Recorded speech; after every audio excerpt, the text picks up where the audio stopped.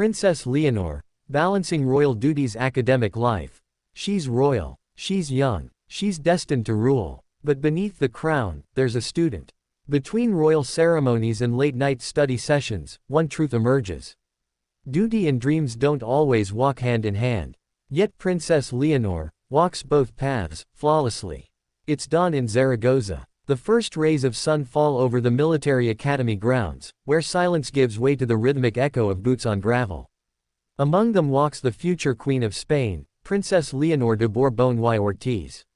Her uniform is crisp, her steps measured. She's not walking as a princess now, but as a cadet. While others see her as a royal symbol, within these walls, she's another student, tasked with the same drills, the same sleepless nights, the same relentless expectations. Yet, even here, the weight of the crown never fully leaves her shoulders. Leonor's journey has always been one of duality. Born into privilege, yet molded by discipline. Destined for leadership, yet forced to find herself amid layers of duty. Every move she makes is watched, every word dissected, every silence interpreted. But still, she studies. She learns. She listens. At the General Military Academy, she wakes before sunrise, trains through exhaustion, and balances strategy lessons with the study of history, politics, and ethics. These aren't merely subjects to her, they are pieces of the kingdom she will one day inherit. While most students close their textbooks at night, Leonor often continues, alone, beneath the faint glow of a lamp. Not because she must, but because she knows she's learning for millions who depend on her one day. And yet, her path isn't without conflict. The royal calendar never sleeps.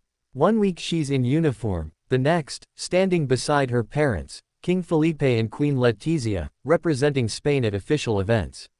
The shift is dizzying, from military drills to royal receptions, from humble dormitories to golden halls. Many have wondered, how does she do it? How does a young woman balance such immense responsibility with the personal hunger to live, to learn, to grow? The answer lies in her heart, and in her quiet resilience. From a young age, her parents prepared her for this life of contrast. King Felipe, himself a former cadet, taught her the importance of service before sovereignty. Queen Letizia, ever the perfectionist and protector, emphasized education as Leonor's greatest weapon. Between the two, Leonor found her balance, strength and intellect, discipline and empathy. But even so, behind palace walls, the pressure is immense. While her friends at school may worry about exams or college, Leonor's decisions carry the weight of centuries. A misstep in public could ripple through nations. And yet, she rarely falters. Her composure, unshaken. Still, there are moments unseen by the cameras, moments that make her human.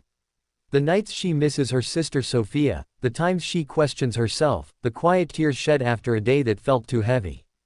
Those close to her say she finds comfort in routine, in studying, writing, and occasionally playing the piano to clear her mind. Her time at UWC Atlantic College in Wales was a turning point. Surrounded by students from every corner of the world, she lived not as, Your Royal Highness, but simply as, Leonor. She washed her own clothes, shared dorms, and navigated the challenges of independence for the first time. It was there she learned empathy beyond protocol. There, she began to understand the value of listening before leading. That experience followed her back to Spain. And it shows. Her public appearances now carry a subtle confidence, her voice steady, her gaze direct. She doesn't speak often, but when she does, people listen. Because her words come from a place of sincerity, not strategy.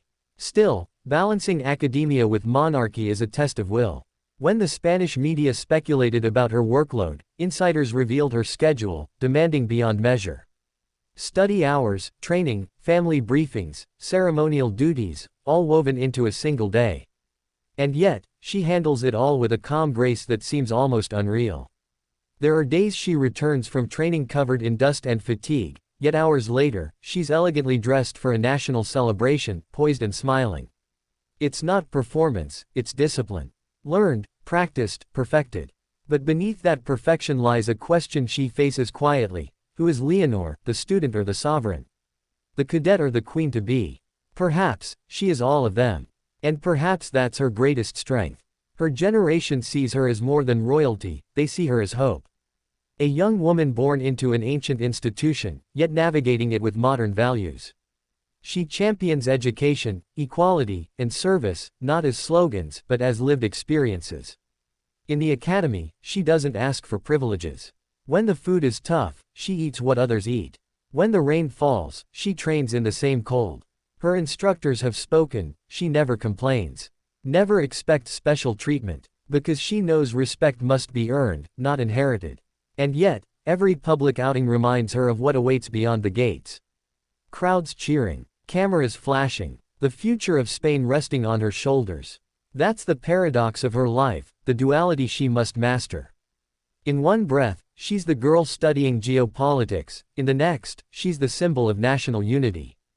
But even as she stands between two worlds, she refuses to let one overshadow the other. Education, to her, is not an escape, it's preparation. Her academic life sharpens her mind for the complexities of the future throne. She studies international relations, diplomacy, and languages, knowing that one day, every handshake, every treaty, every speech will carry the weight of her preparation today. There's an old saying whispered in royal circles: a crown is heaviest when inherited, not chosen. And Leonor bears it not as a burden, but as a calling. Those who've met her describe her presence as calm, humble, and deeply focused. Her peers, once intimidated, now admire her for her quiet persistence. Even her instructors, bound by military formality, often remark, there's something different about her. Not entitlement, but purpose. Her relationship with her sister Sophia remains a grounding force. While Leonor carries the visible weight of duty, Sophia gives her something rarer, normalcy. The laughter, the teasing, the sisterly warmth that reminds her she's still human beneath the titles. Together, they represent a future monarchy built not on distance, but on relatability. As Leonor continues her studies, her appearances grow more deliberate, more symbolic. Whether at national ceremonies or international conferences, she stands as a bridge between tradition and progress. Behind every polished moment lies preparation, long nights reading policy papers, understanding Spain's constitution, learning the delicate dance between leadership and humility. Because she knows, one day soon, it won't just be about appearing royal.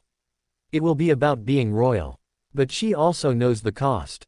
Privacy sacrificed, youth shortened, every mistake amplified. And still, she chooses the path of service. For her, duty isn't an obligation, it's an identity. Education isn't a requirement, it's armor. When she walks through the academy courtyard, head high, it's not just the march of a student. It's the quiet rhythm of a nation's future. When she sits alone at her desk, studying international law, it's not just preparation for exams, it's preparation for governance. And when she steps into the public eye, representing Spain with grace beyond her years, it's not performance, it's transformation. The world watches her grow. Each step measured, each choice deliberate. The question isn't whether she can balance royal duties and academic life. It's how long she can keep redefining what it means to be royal in the modern world.